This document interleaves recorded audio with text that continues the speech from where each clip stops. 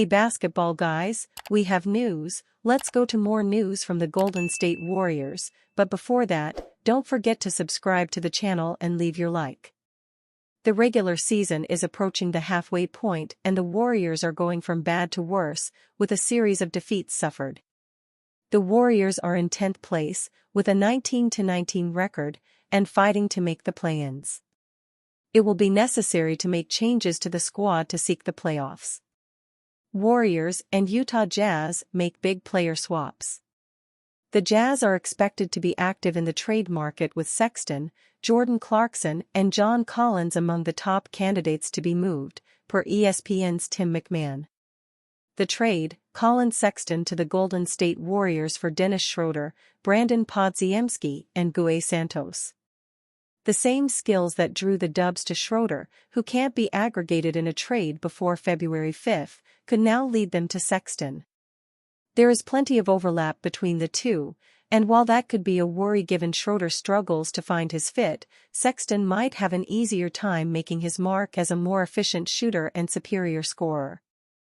Golden State is getting desperate to find additional scoring and shot creation next to Stephen Curry. Sexton isn't an ideal fit, he's not a consistent defender or decision-maker, but it doesn't look like this trade market will offer up a perfect solution. Sexton's scoring punch seems like a big enough need filler to do this deal, especially when the Dubs would still have trade chips to invest elsewhere. As for the Jazz, this would be a buy low opportunity on Podziemski, whom the Warriors didn't want to include in their offseason offers for Lauri Markkanen. However, his production has cratered since, and if Golden State isn't sold on his bounce-back potential, it might be willing to give him up. If Utah sees Podziemski as a possible building block, this deal should be a no-brainer, even it has limited to no interest in Schroeder and Santos. What Warriors coach Steve Kerr refuses to do with Stephen Curry. The Golden State Warriors have been up and down thus far on the 2024-25 NBA season, currently sitting at 18-17 following Sunday's blowout home loss versus the Sacramento Kings. Stephen Curry has endured a rare shooting slump as of late, and the team's recent acquisition of Dennis Schroeder hasn't exactly paid immediate dividends. One key challenge for head coach Steve Kerr to address is how to simultaneously stack wins while also preserving the soon-to-be 37-year-old Curry for the high-leverage moments. Recently, Kerr broke down his approach in that regard, per Tim Keown of ESPN. "I've been doing this for years," Kerr said. "I took a lot of heat during the pandemic season because I was sticking to my guns and playing Steph 34 minutes a game, giving him about an 8-minute break in each half. And I used a line that became infamous around here when I said, 'We're not chasing wins.' And people were like, 'Then what the hell are you doing?' And the answer was, 'We're saving Steph. We're preserving him for his career.' I probably shouldn't have said the quiet part out loud, but I'm fine with admitting a big part of my job is not running Steph into the ground." Kerr also spoke on why he believes there is still the potential for lightning to strike with this current Warriors team. "I'm not going to do it," Kerr said about whether he would increase Curry's minutes.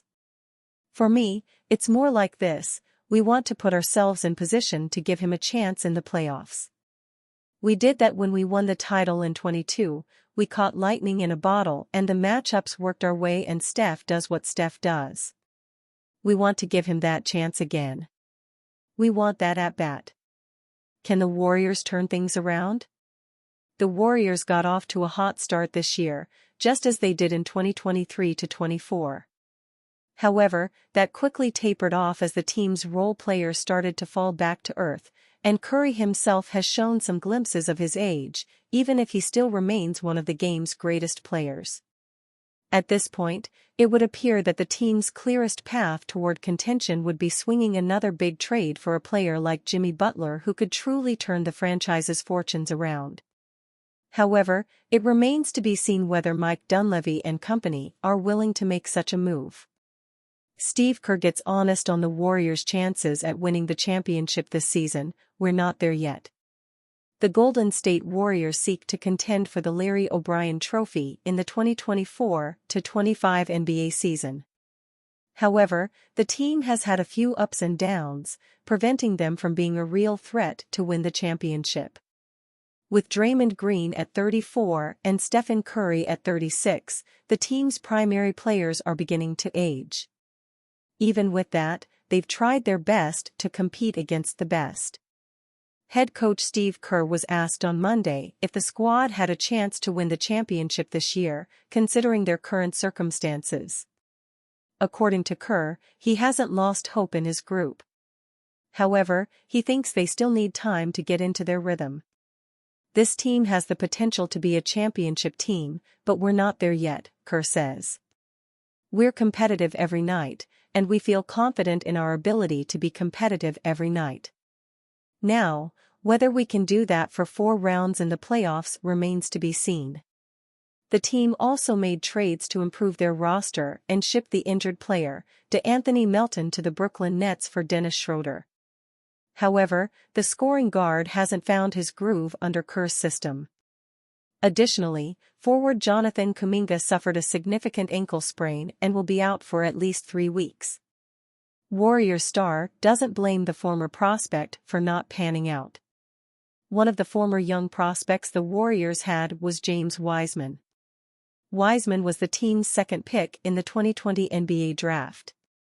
There was a ton of expectation with the big man, but he didn't pan out the way the organization thought. Even with the failed experiment with Wiseman, Curry doesn't blame the young big man. I think the post-mortem on some of the 2 timeline stuff is not great, Curry says. We picked Wiseman, who's had a rough go.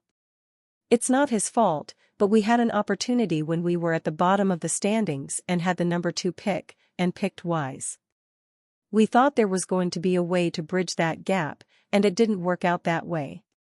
NBA rumors, Warriors could still be intriguing factor in blockbuster trade. A massive move could still be on the cards.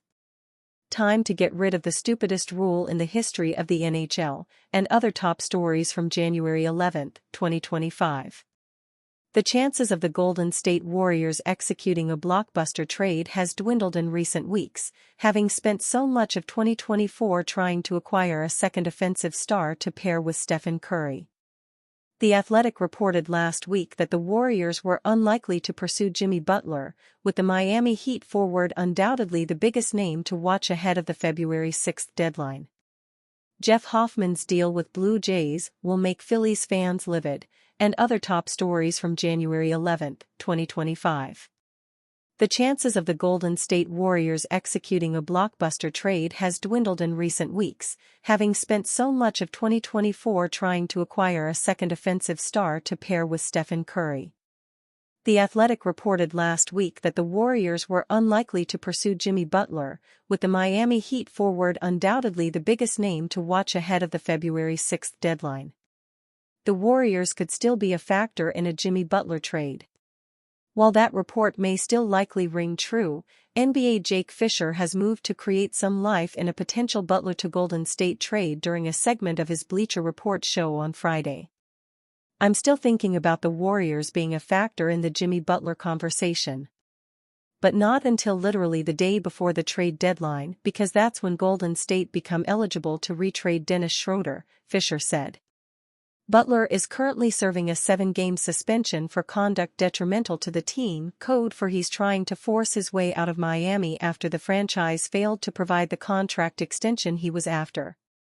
It's been well reported that the Phoenix Suns are heavily interested in Butler and would be willing to offer a $100 million contract, but they have the challenge of not only finding a team to take on Bradley Beal's contract, but also one that the 3X All-Star would be willing to waive his no-trade clause for. There are a plethora of different questions Golden State have to ask themselves in regard to a Butler trade, starting with the 35-year-old's age, injury history, and now a propensity to make things difficult if he's not satisfied with his current team. There is a more existential question to be posed in terms of Golden State's current position and whether trading for the 6X All-Star would even make the franchise good enough to be a legitimate playoff threat. That would require a drastic improvement from the Warriors' 19-19 record that has them simply scratching to retain a play-in tournament position. Friday's 108-96 loss to the Indiana Pacers, minus arguably their four best players, was Golden State's 16th loss in the last 23 games. Dennis Schroeder has struggled since joining the Warriors just under a month ago, having now averaged 9.9 points and 4.7 assists on 33.1% from the floor and 25% from three-point range. As Fisher pointed out, the veteran guard's $13 million expiring contract could be useful in a Butler trade or another deal in the final 24 hours before the deadline.